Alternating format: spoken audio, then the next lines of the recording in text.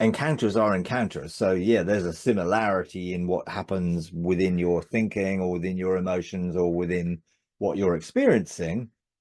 What happens in that realm, for me, because of the nature that God has wired me and connected me, and because what he called me to do, I had these parallel tracks that were going on for the first few years that other people might not do it that way. You may focus mostly internally and not really engage that stuff till later, until God gives you this thing of, hey, you know me enough now to know this stuff is going to be easier for you. For me, it wasn't that easy because I was sort of not knowing what was going on and what was happening and where I was going and all these things. It didn't make, I didn't have it logically worked out. They were just encounters that were happening. It was later looking back, you can see, okay, I understand these parallel things I was engaging with now, so that I could be able to explain them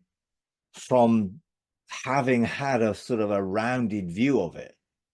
When I went to teach it, I taught the pathway of relationship, you know, and people were always on at me about the legislative side of it. Well, when are we going to do legislation? And when are we going to know what we're going to do? Because they were sort of, again, works driven, really.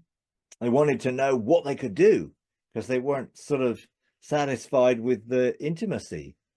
Because we're all sort of that way inclined because of the tree of the knowledge of good and evil is a works-based system. You get your identity from what you do. And therefore, I was having to hold people back and said, well, actually, if you try and do this now, you're going to be out of sync with the development of your relationship with God, which empowers all of that. But eventually I sort of did do a legislation module, which was not really in what I wanted to do, but I thought, well, I'm going to have to do something to give people some idea, because they're going to try and do it themselves anyway, because they'll be hearing it out here from this person and that person, and then they're going to go and try and do it. And they'll get into trouble if they don't have some basic framework of how you rule and how you are enthroned and what you do from a throne and how you manage the government of that and how you legislate using authority and all of that. So I eventually did do a module, which was a basic legislative module, which then later on I went into much more depth into the different aspects of it in a different way. So don't worry about it or be concerned about it. If you set your heart on, okay, I'm going to present myself as a living sacrifice, and then we'll see what God does, because it's up to him what he wants to do. We don't have to set the agenda. We don't have to force or drive the agenda. We just have to surrender. So it's like, okay, God, I'm a living sacrifice. If I need preparation, over to you. You do what you need to do. I'll cooperate with you. But the relationship of intimacy and developing sort of your wholeness within will be so beneficial later as you engage in more of the heavenly realm stuff, and for some people, if they go through the process of separating soul and spirit and their soul is surrendered and their spirit and soul are functioning as intended in dual realms, so that you're living in the realms of heaven spiritually with your spirit, but your soul is dwelling here, and sometimes you interact and engage both ways, then if when you're doing that and you're flowing in that, a lot of people don't even need to know where they're seated or what they're doing, particularly unless they need to know in regards to what gets outworked on earth.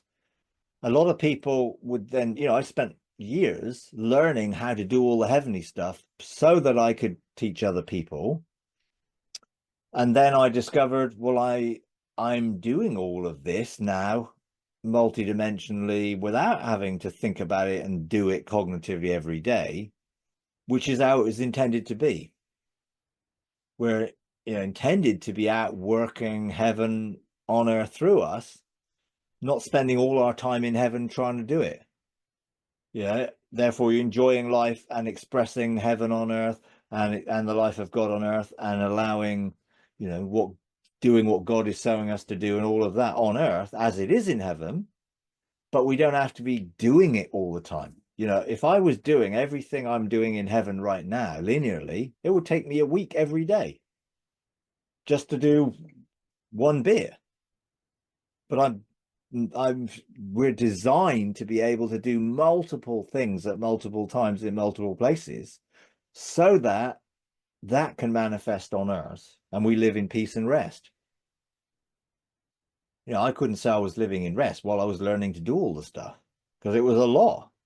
And I was having to try and understand and all this and everything else. And, and I know, God took me through that because, of the nature of what he wanted me to do with the Engaging God program and everything else. So I needed to understand to be able to give a framework for what all this means. But ultimately, when you get to the end of it all, you come into a state of being, rather than I've got to do this and I've got to do this today, I've got to do that today, I've got to do this today, then I've got to do this, and then maybe then that will be outworked on earth. Well, no, I can dwell and abide in that being so that everything flows here in a seamless way. So maybe you'll be fortunate enough not to have to go through learning how to do it all. You can just embrace what it is that you will be doing and just enjoy being, because ultimately that's the end goal. And if you can embrace the end goal and end up coming into that state of being, then you will be seated and you will be functioning and your spirit will be operating there, even if you don't cognitively know all the time what it is that's happening. But a lot of people want to know. And I think that's part of still the need to know, birthed out of, well, I'm secure when I know what's going on, rather than I had to get to the point where I trust you, God, even if I don't know what's going on. And that was the foundation to a state of being. If I still needed to know what was going on, I would be trying to engage in multiple places, doing multiple things, and I would have no time left for anything else. So I don't need to know. And I surrendered my need to know as part of the process. I didn't need to know. And I trusted God even if I didn't know. And that then eventually brought me to a place where I don't need to know anything. I just need to be. And that will be an outworking of who I am in a heavenly realm perspective and an internal perspective in me being whole and one and unified, in union, spirit, soul, body, rather than, well, my spirit's doing this, my soul's doing that, my body's doing this, and they're all sort of interacting, but, separately. No, I'm in union. So I don't think of spirit, soul, body as separate parts of me. I'm just me. I'm me here, I'm me there, I'm me wherever I am, and that's life. If you enjoy these videos, would you please take a moment to like, comment, and subscribe? It really does help. Thank you very much.